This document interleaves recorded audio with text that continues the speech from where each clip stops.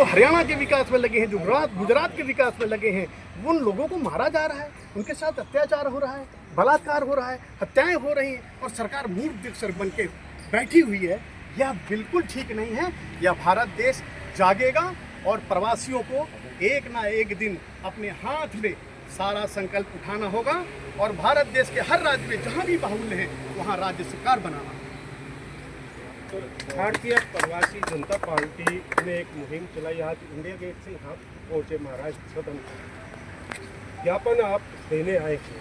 कोई यहाँ पे ऐसा अधिकारी या कोई मिला जिसको आपने ज्ञापन दिया हो? अभी हम कोई अधिकारी मिले नहीं हैं, लेकिन जैसे ही अभी हम जाएंगे उनके पास मिलने के लिए और हम ज्ञापन देंगे। देखिए, इस तरीके से गुंडागर्दी हम चलने नहीं देंगे। हम अपने प्रवासियों को मरते हुए देखना नहीं चाहेंगे। हमें आप कुचलने की कोशिश मत करिए। हिंदी भाषा बोलने पर आप हमें धमकाएंगे, आप हमें मारेंगे, आप हमारे को प्रताड़ना करेंगे, ये हम कदापि होने नहीं देना चाहेंगे। और हमारे जिस तरीके से हमारे माननीय राष्ट्रीय अध्यक्ष डॉक्टर अजय तिवारी जी ने जो कहा है, हम सभी भारतीय प्रवासी जनता पार्टी ये आंदोलन और उग्र करेंगे। अगर हमें हमारे प्रवासियों को महाराष्ट्र के अंदर प्रताड़ना आपने दिया तो याद रखिए कि आज हम संदेश देकर के आपको जा रहे हैं और आगे हमें चाहे कुछ भी करना पड़े, हम महाराष्ट्र सदन को घेरेंगे, यहीं बैठेंगे, हम पीछे हटने वाले नहीं हैं।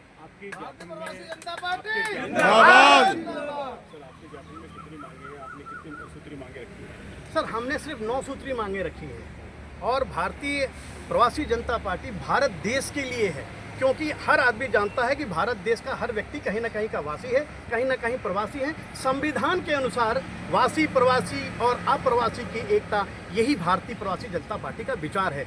जो विदेश में अप्रवासी हैं, जो देश में प्रवासी हैं, उनकी सुरक्षा, उनका सम्मान, उनका समान अधिकार कौन लौटाएगा?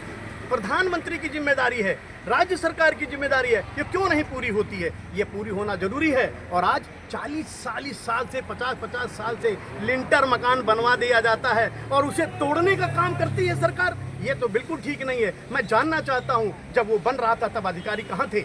क्यों नहीं उन अधिकारियों की रिकवरी की जाती है? क्यों नहीं उस व्यक्ति से वसूला जाता है और गरीबों पर अत्याचार किया जाता है? अरे भाजपा सरकार, दिल्ली सरकार, भूल जाओ, तुमने पूर्वांचलियों को ठगा और पूर्वांचलों को ठग करके और सरकार बनाई है और आप झुग्गी झोपड़ी तोड़ रहे हो, अब मकान तोड़ रहे हो। तुम्ही ने कहा था पहले घर देंगे तब तोड़ेंगे, पहले घर देना चाहिए उसके बाद तोड़ना चाहिए। सर, महाराष्ट्र के एक विधायक ने बयान दिया था गोल टोपी कि उनसे बुलवाओ मराठी भाषा। ये नालायक हैं, ये नालायक है, पॉलिटिक्स खेलते हैं कि हमको हिंदू को मार दिया। एक ट्रेन की कहानी याद आती है, एक आदमी को किसी ने मार दिया, बोला मेरी को क्यों मारा, मेरी बीवी को मार के दिखाओ। तो उसने बीवी को भी मारा, फिर उसने कहा मेरे बच्चे को मार के दिखाओ। यह दुनिया बिल्कुल पॉलिटिक्स में खेल रही है। यह भारतीय जनता पार्टी के लोग और महाराष्ट्र के लोग राजनीति कर रहे हैं। अरे टोपी वाले ने तुम्हारा क्या बिगाड़ा है? टोपी वाला हिंदी नहीं बोलता है क्या? टोपी वाला भी हिंदी बोलता है और बिना टोपी वाला भी हिंदी बोलता है। जो हिंदी बोलता है वो हिंदुस्तान का प्यारा है और हिंदुस्तान में हर भाषा का सम्मान होता है, हर जाति का सम्मान होता है। फिर मारपीट क्यों, फिर अत्याचार क्यों? ये बर्दाश्त भारतीय प्रवासी जनता पार्टी के लोग नहीं करेंगे, नहीं करेंगे, नहीं करेंगे। भारतीय प्रवासी जनता पार्टी, भारतीय प्रवासी जनता पार्टी। सर, कहीं ना कहीं लग रहा है कि भाषा के नाम से भारतीय प्रवासी जनता पार्टी है वो भी राजनीति करने आई। नहीं, भारतीय प्रवासी जनता पार्टी राजनीति नहीं कर रही है। भारतीय प्रवासी जनता पार्टी सभी को समान भाव से मानती है। वासी प्रवासी की एकता, यही हमारा विचार है। भारत देश का प्रत्येक वासी भारतवासी है। हमारा स्लोगन है, जात पात का भेदभाव इनकार है, प्रांतवाद का भेदभाव बेकार है, हम सब भारतवासी हैं, हमें भारत से प्यार है। वासी, प्रवासी, अप्रवासी की एकता, यही हमारा विचार है।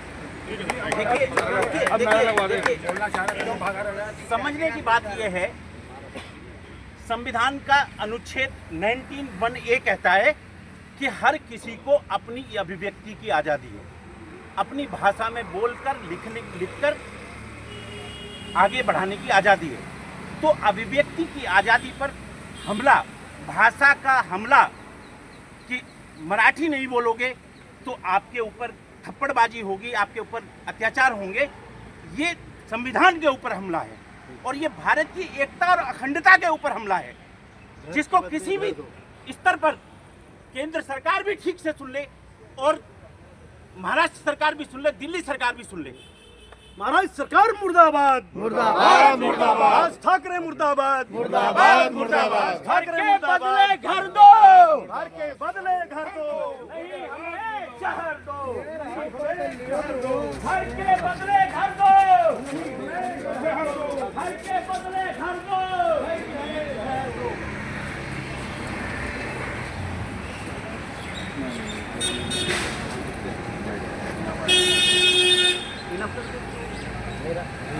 मांग केवल एक ही है कि कोई भी भारतवासी है, चाहे किसी जात का हो, किसी धर्म का हो, किसी राज्य का हो, वो भारतवासी है। ऐसा है मुंबई में, यही होता है। धर्म का विषय यही है। मुंबई में धर्म का विषय सर, मैं यही तो है। आपको कल मिलके भी आया था थाने। अगर हमें परमिशन दिया जाए तो क्या नहीं, बताइए ना। मारने वाला बिना परमिशन का थप्पड़ मार सकता है, आज और हम बिना राष्ट्रपति- परमिशन का कोई काम नहीं कर आज सकते। बताइए आप। सुप्रीम कोर्ट से मांग है कि सुप्रीम कोर्ट जिस तरह से दिल्ली सरकार में लोकतंत्र की हत्या कर रही है, जो ये कहती है कोई मार्च नहीं कर सकता है, जंतर मंतर केवल बनाया है, और जंतर मंतर में 10 दिन पहले एप्लीकेशन दो, यानी आदमी आज भरे तो प्रोटेक्शन 10 दिन बाद होगा। ये तो लोकतंत्र की हत्या है, और इस लोकतंत्र की हत्या बनाने के लिए राज्य सरकार और सेंट्रल सरकार जिम्मेदार है। सेंट्रल सरकार को इस पर ध्यान देना है। बहुत बहुत धन्यवाद। आइए आप लोग।